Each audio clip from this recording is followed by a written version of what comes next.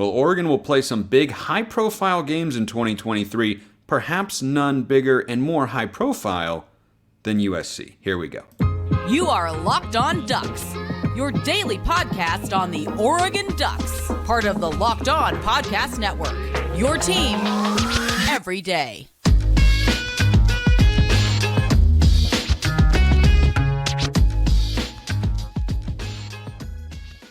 Yes, it is that time once again for Locked On Ducks. I'm your host, Spencer McLaughlin. Thank you so much for making this your first listen or your first view of the day. Part of the Locked On Podcast Network, your team every day, and your number one source to stay up to date with the Ducks. If you have not already, like, comment, subscribe, rate, review, please and thank you wherever you listen to or watch this show, which today is brought to you by Bird Dogs. Go to birddogs.com/LockedOnCollege or enter promo code LockedOnCollege for a free white tech hat with any purchase. You won't want to take your Bird Dogs off, we promise you. We've got Marc Kulkin here today. He's the host of Locked On USC. You can see the banners there behind him from a fan of our future Big Ten brethren, just as USC wanted it to happen, or perhaps didn't want it to happen. Anyway, that's a conversation for another day.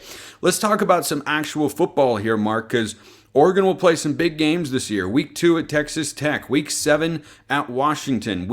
I believe it's 9 at Utah. But Week 11 at USC at Oregon at Autzen Stadium. Final time they'll meet in the Pac. Won't be the final time we meet because presumably we'll meet every year going forward as West Coast members in the Big Ten. But I think that's part of the reason why this is going to be such a huge matchup for the Ducks. You've got game day potential depending on how each team's doing in the course of its 2023 season. But I think it's pretty simple. You got the two biggest television brands in the Pac. They're going to the Big Ten, and here they are meeting for the last time. It should be a lot of fun.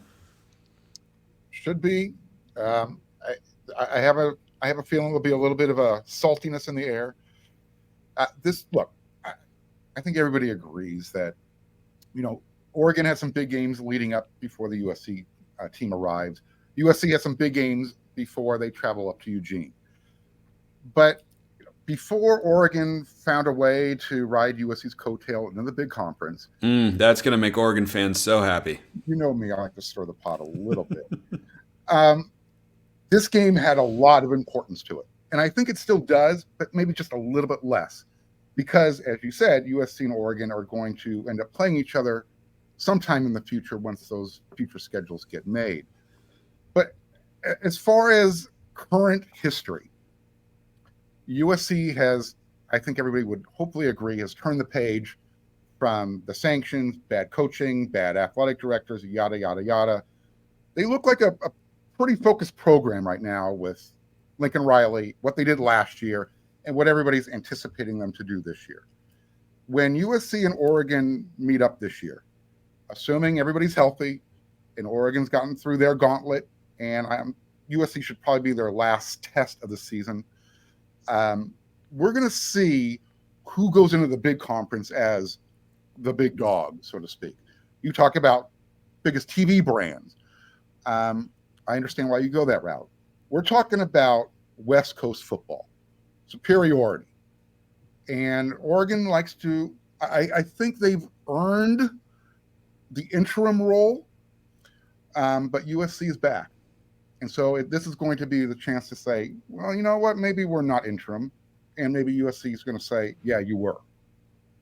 I anticipate a lot of storylines for this game when it happens.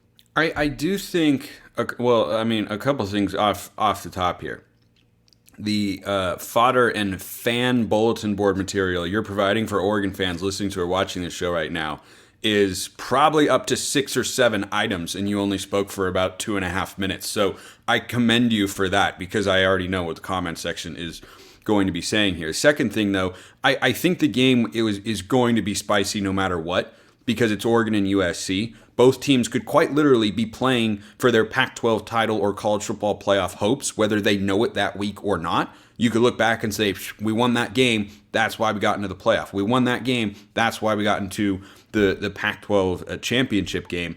I think there is a little bit of edginess that might have been removed, Oregon going to the Big Ten, because when it was going to be Oregon's last game against USC for God only knows how long, that was a little bit different. But still, I'm sure there's some Oregon fans that aren't going to be particularly happy. But talk to the Oregon fans listening to or watching this, Mark, about the USC football team. We know about Caleb Williams. We know they have great offensive weapons, but what else is this team going to bring this year? And it has to, of course, start with what have they done to try and upgrade their defense? Yeah, and that's the difference between last year and this year. This year, they're going to be able to bring a defense and not have to rely on taking the ball away from the other team to give the USC offense a chance to put more points on the board. What they've done in the offseason is they have literally replaced their defensive line, which, I don't mean to degrade the other players who were playing with Tuiapulotu last year, but that was USC's defensive line. So they replaced the nation's sack leader, Tuli, and they brought in Keon Bars from Arizona, Anthony Lucas from Texas A&M, Jack Sullivan from Purdue, who might be one of the most underrated players in this transfer class, as well as Bear Alexander from the two-time defending national champion Georgia Bulldogs. That's just for the defensive line. They also brought in some nice recruits. I don't know how many of them will play, but they also have the guys returning from last year. Another weakness was at linebacker. Tackling was probably the biggest flaw on USC's defense last year.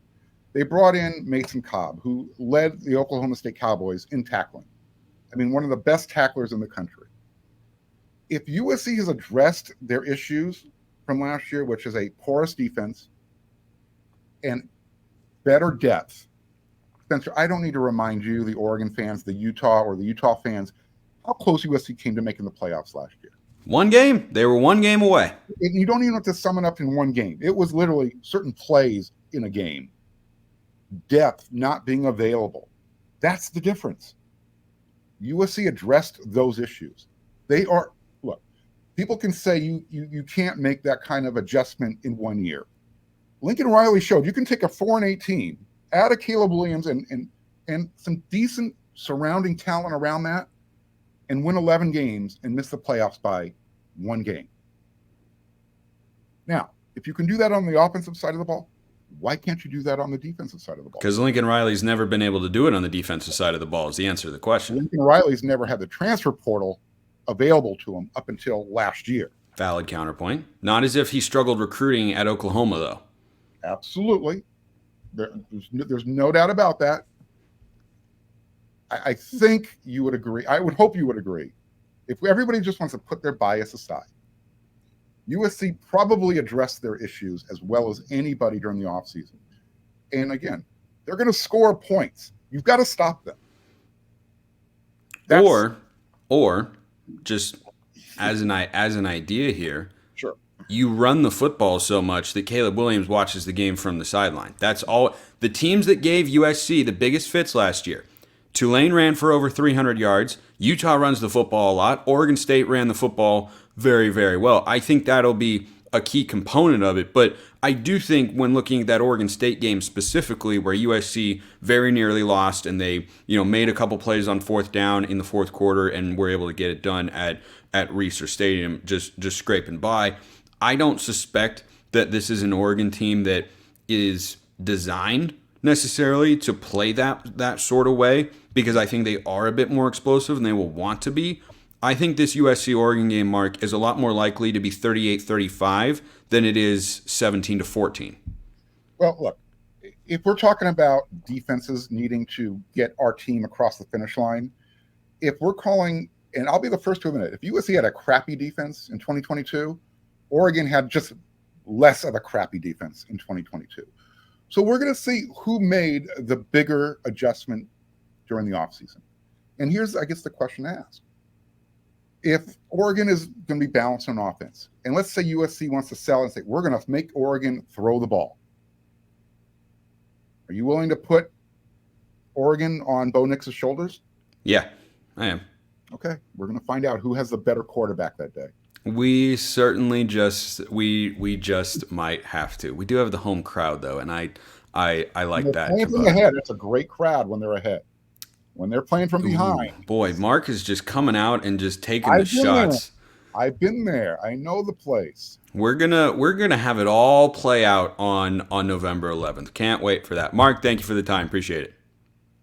Whether you're still in summer mode or you're getting ready for fall, Bird Dog shorts are there for you. Bird Dog shorts make you look good with their stretch khaki design, which are designed to fit slimmer through the thigh and leg, giving you a truly sculpted look. Bird Dog shorts do the exact same thing as Lululemon, but they fit way better. And they fit better than regular shorts too, which are made of a stiff, restricting cotton. Nobody wants that. The greatest thing about Bird Dog shorts is their versatility. You can wear them on a walk, hike, barbecue, date, golf course, around the house, wherever you want. In the water, you can wear your Bird Dog shorts. So go get your next pair today. Go to birddogs.com/lockedoncollege or enter promo code lockedoncollege for a free white tech hat with your order. That's birddogs.com/lockedoncollege or promo code lockedoncollege for a free white tech hat. You won't want to take your Bird Dogs off. We promise you. You can wear them anywhere. Super comfortable. They look great. So go get your next order today. birddogs.com/lockedoncollege or enter promo code lockedoncollege.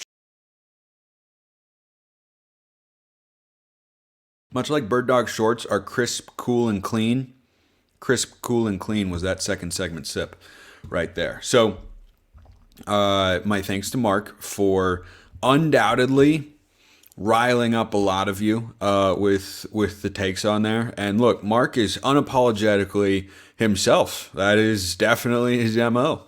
And I'm curious as to what you think about what he said on the show today. So drop your thoughts in the YouTube comments or hit me up on Twitter at smalls_55 or at LockedOnDucks. DMs and mentions wide open. That's also a great way to get into the mailbag. One of you asked me about this. We're going to cover a couple of what I call potpourri items. That's a Jeopardy term, or at least a term that I got from Jeopardy. It means a little bit of everything from all over the place. So Dan Lanning spoke after practice the other day, and he was not in a particularly good mood. And this put some people in a position of criticizing Dan Lanning for what he said, or rather what he didn't say, in the way in which he said things. And he was asked specifically about the defense, which he said, yeah, they were better today. And someone said, how were they better? They played better, and that's it. And some people pointed out, Aaron Fentress most notably, who's covered Pacific Northwest sports for a long, long time, that it was a Chip Kelly-esque sort of quote. And I thought that was a pretty fair callback. Now, I understand, truly, both sides of the argument here. I lean more towards one than the other, but I definitely see both sides here. On the, I guess, pro-media side, which people might think I'm totally on since I work in media, but I'm not. I'll explain why in just a sec. From that angle, a lot of other coaches across the country give you more drawn-out answers than Dan Lanning does. He's always been a guy, since he got to Oregon, that has been a lot more direct, a lot more to the point, not beating around the bush, not giving you a lot of fluff. Not that he doesn't talk to the media, but I think it's pretty clear it's not his favorite aspect of the job. Like, he does it because he knows it's part of the job. And I think he does like connecting with Oregon fans and whatnot and sending messages and such, but overall, I don't think it's why he does what he does. He's not in it. He's in it for the football. He's not in it for the publicity, for the fame, for the vanity, or anything like that. He's in it for the football. And I don't entirely hate that. Could he have given a more thoughtful response when asked that question? Yeah, I think so. I don't think it would have killed him. But here's what most likely happened here. This is the Occam's razor explanation as to how this all went down. The defense probably had played better that day, but they still weren't up to the standard that he wanted them to be at. And the offense also might not have looked the way that he wanted them to. And maybe the special teams didn't look the way that he wanted them to. But he's not going to say all of that, because then everybody gets into a frenzy and they get all concerned and worried, and he'd have to field a bunch more questions and whatnot. So I understand him keeping things that don't go the way he would necessarily like them to at practice a lot closer and tighter to the chest. He could have given a little bit more on the answer. He eventually, when he got pushed a little bit, said, yeah, tackling is what they did better. Would that have been hard to say right off the bat? No, I don't think so. Fully admit that that's the point. Here's where I defend Lanning. And I'm curious how many of you feel this way as well. I come on here and I talk about Oregon football and Oregon basketball and other sports, but mostly football, 5 days a week, all year round. You may know that I do not actually cover the Ducks at practice in person. So when people are coming at this from a critical angle of Dan Lanning and saying, hey, they're there to do a job, they need this, that, and the other thing, I don't have a ton of sympathy for you there. I understand you want quotes from the head coach and you want to know what is going on, and that is part of the job. But I find a way to talk about this stuff basically every single day, and I'm not there getting quotes from him. And I don't even use quotes from him that often. So if you're relying on Lanning to give you a full paragraph worth of quotes for something that you're going to write covering the team, there are other things to write about than exactly word for word what the coach is saying, which is a valuable part of covering the team. No doubt. Not trying to argue the other side of that particular coin. But what I am saying is when media people say, oh man, why couldn't you give us more? Because it's a part of his job. It's like I said, I don't think the part that he enjoys. And look, this sort of attitude, again, this was the most, I think, dramatic example that we saw or that we have seen. Like, generally, Lanning has always been in good spirits, and he just gives short answers. And it is kind of Chip Kelly-esque. Chip had a little bit more of a combative side to him, and guess what? I didn't mind. I truly didn't. You know why I didn't mind? Because Dan Lanning won football, or because Chip Kelly won football games. And if Dan Lanning continues to not be a great quote or a fantastic interview, I've seen him give great interviews, by the way, but if he continues to not be the most elaborative coach, I interview college coaches all the time for my play-by-play job at Southern Utah. Some are more talkative than others. I don't hold it against the ones that are not. I just understand that when I'm going into that interview, I'm going to ask that coach questions. I'm going to have to come more prepared. There are some coaches where I need like 3 bullet points on my notes. And there are some coaches where I need 12 to get the same amount of content getting ready for a game or to do a taped interview. That's just the way it is sometimes. Every coach doesn't love talking to the media, but that's a part of the job. It is, absolutely. But I don't think that you should have to necessarily love it. And the greatest football coach in the history of the NFL, Bill Belichick, has never been a guy who's particularly cordial with the media people. Guess what? It didn't matter in the long run, and I don't think this matters in the long run, and I'm probably making too big of a deal out of it anyway, but I think it was worth discussing. He was able to get away with that sort of stuff at some level more than he might have if he hadn't won games. But he did win games.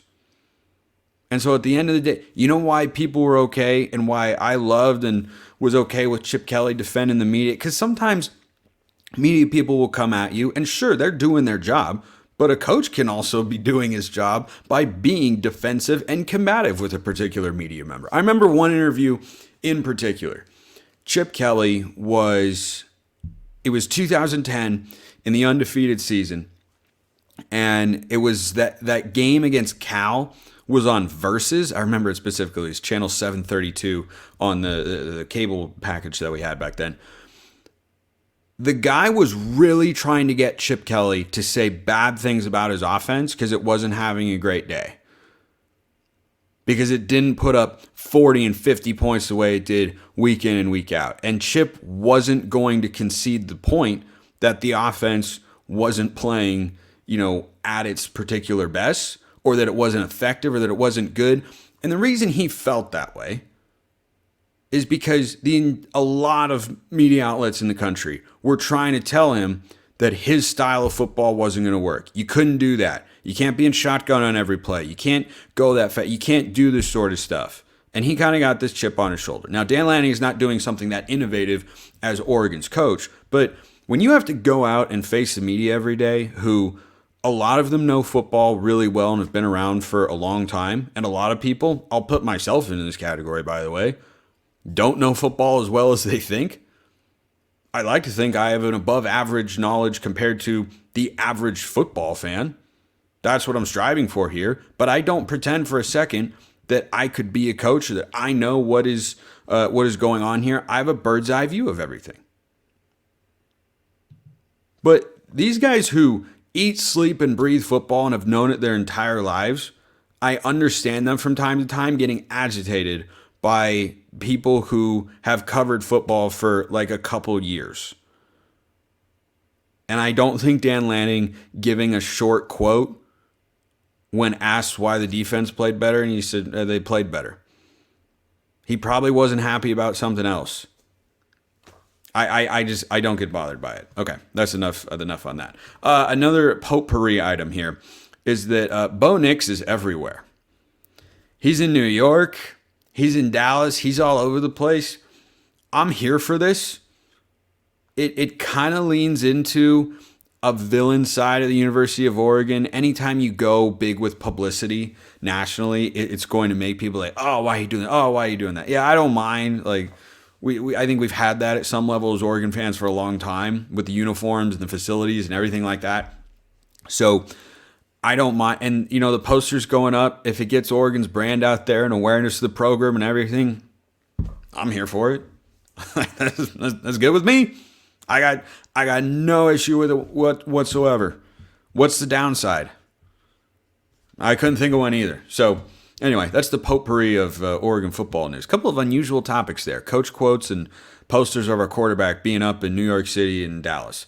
So anyway, let's talk about some defensive backs, because there are a lot of defensive backs of which to discuss. Before we get there, though, this quick question came in from Skirt Mayo.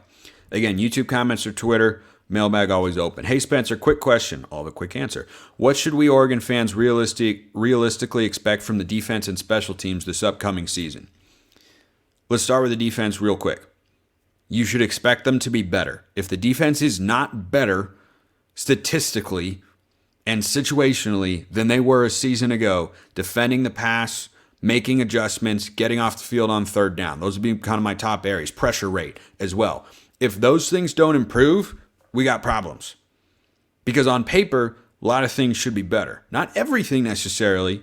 You lose a first-round corner, it's hard to see how your defensive back room could be better than it was a season ago when it's a lot of the same guys. We brought in some newcomers too. I'll get to that in just a moment. But if there's no improvement from year one to year two, that's a problem. I expect them to be better. I see more talent on paper. That should play out on the field. Hopefully it does. Special teams wise, I trust Camden Lewis, preseason All Pac-12 second team, and he was a second team All Pac-12 kicker a year ago. He might have been honorable mention preseason this year and second team last year. But anyway, he's turned into a reliable kicker. That's another area where, just like the defense, I want to see improvement. I want to see a better punt average. I want to see better kickoff coverage. I want to see more big plays in the return game, both kick and punt returns, because we didn't have that many of those a year ago. All of that's part of coaching, right? And establishing a program and building a program up, you have to be able to get better on a year-to-year basis. That's what we should expect to see. And if we don't, then questions can, I think, fairly be asked. So let's talk about the defensive backs. A lot of familiar names in here, a hefty number of new names and faces as well. So you lose Christian Gonzales, that's tough. Because he was drafted in the first round for a really good reason. He was a really good corner last year. He was a really good tackler. He was a really good man-to-man cover corner. He could go all over the field. He did everything we asked of him. He was a playmaker. He had 3 interceptions, one of which he returned for a touchdown, though it wasn't ruled that way against Colorado. Like, he was really, really good, and that is the biggest void that this unit is going to have to fill. So let's get into my prediction here on how the depth chart shakes out, what the 2 deep looks like, who's going to be playing in the defensive backfield for the Ducks. Each of the last 2 days, I've done linebackers. That was yesterday. Defensive line on Monday's show. So if you want to get those position groups, go check them out. So at corner in 4-2-5, you've got 2 corners, you've got 2 deep safeties, and then you have your nickel box safety, whatever you want to call them. So I think your 2 starting corners are going to be Kyrie Jackson and Triquez Bridges. Triquez had a rough start to last year. BYU game wasn't great. Everybody was bad against Georgia. But as the season went on, all he did was get better and better and better. And I don't recall. I'd have to double check, but I don't know that he got beat. I don't know that he got beat in the North Carolina game, and that was with an NFL quarterback and a really good cadre of receivers. He almost picked off Drake May in the end zone in that game. Like, he just kept getting better. I think there's a really good chance Triquez Bridges is our best cornerback by the time the season comes to a close. I don't think that's a crazy world whatsoever. So I think he's going to be one starter. I think Kyrie Jackson is another starter. I lean towards Kyrie because he was one of the first transfers that Oregon brought in. You know, Nico Reed, who I'll get to in a sec, he was brought in later after the fact. I think those guys are kind of depth rotation pieces after the coaching staff saw what they had and what they didn't have in spring football. But the guys who came in early in the portal window, you know, dating back to the offseason, that I think is indicative of we see the real potential in this guy to be a starter for the Ducks, and we see him as a guy who's going to play heavily. He was a 4-star recruit coming out of JUCO when he went to Bama. Things didn't go fantastically great over there. I wasn't wowed by him in the spring game, but he also did a couple of nice things. I just suspect based on the profile he brings, he'll probably be one of your starting corners. I think your two backup corners that'll rotate in for those guys will be Dante Manning and Nico Reed. Now, Jaleel Florence could come into play here as well, but I have other thoughts on Jaleel Florence that I'll get to later. So at one safety spot, kind of that strong safety of sorts. You know, they get listed, I think, more as boundary and field safety than free safety and strong. But I think your two starting safeties are Brian Addison and Evan Williams. I think Steve Stevens is the most likely backup to Evan Williams, who's probably your free safety or field safety. I think your strong safety / boundary safety is probably Brian Addison. I think Addison is a guy who is big enough to play down in the box a little bit, but fast enough and agile enough to play over the top, which is what he primarily did a season ago. I could see those guys switching. Like, it's not entirely interchangeable to my knowledge. I don't know all the details about how they view those personnel, but I think those are your top two safeties on the back end. And I think Tysheem Johnson is the guy who starts at the nickel safety slot. Now, I think Tysheem is probably your number two strong or boundary safety to Brian Addison. And I think that he might rotate there at times if they go with three corners on the field. That's where I think Jaleel Florence comes into play. And I was a Jaleel Florence fan when he was a recruit.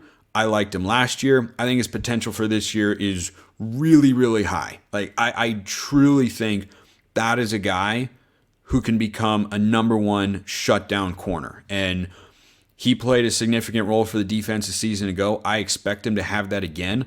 I don't think Dan Lanning and Tosh Lupoi and company played a true freshman as much as they did with Florence without reason to believe, yeah, this guy is not only good enough now, but is going to be good enough in the future. So depending on what sort of defensive personnel you have on the field, I think those are going to be the guys that you see the most. Now, one thing on some other Oregon people's depth chart predictions, like I was looking at Zach Niels the other day, who does a great job covering stuff and writes really well. He talked about Cole Martin and the possibility of Cole Martin being kind of the number two nickel. I would still be surprised, though I loved Cole. I mean, he went up against our reigning second leading receiver in Chris Hudson, and he went toe-to-toe with him and shut him down. Like, that was really impressive in the spring game. But he's still a true freshman. It's not as if it's impossible for a true freshman to play. We all know that, right? Florence did last year, and Connerly did last year as well. So if you're good enough, you're going to play. And Lanning's talked about that before. Like, we're going to put the best guys out there. Doesn't matter what class, what year, how old you are. Going to put the best guys on the field. But I think Cole Martin goes in the category of guys who could play or see the field, just in spot situations or if injuries pop up. I think he's more likely to be that, given that he still hasn't taken a Power 5 snap of college football and other guys have. I think it just gives him kind of a built-in edge, but I do really, really love his upside. Other names I'd watch for here, Kamari Terrell as kind of a nickel back or a slot corner. Again, depending on, what opponent you're playing, what personnel you're rolling with, and everything like that. Kamari Terrell, Damon David, a safety who I think provides some depth, has seen the field a little bit, not a lot, but a little bit over the last year or two. And it's just a name I'd say to watch for. But I think Roderick Pleasant, the speedster, probably more on special teams, but hey, when you got speed, you got a good chance to make the team, and he is probably the fastest guy on the team. To my knowledge, I think he is. So I'd go with Pleasant as a guy who could maybe see the field in some capacity, but I think you're starting DBs this year, your two corners, like when Oregon takes the field, this is a full defensive projection that I'll wrap up with to end today's show.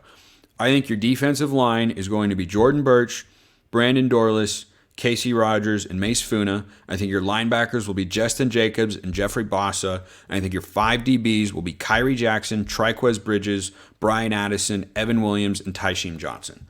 I think that is the first 11 group of guys, and plenty more will play as the season goes on, as I talked about. But that'll be the first group of guys that take the field next Saturday. How great is that?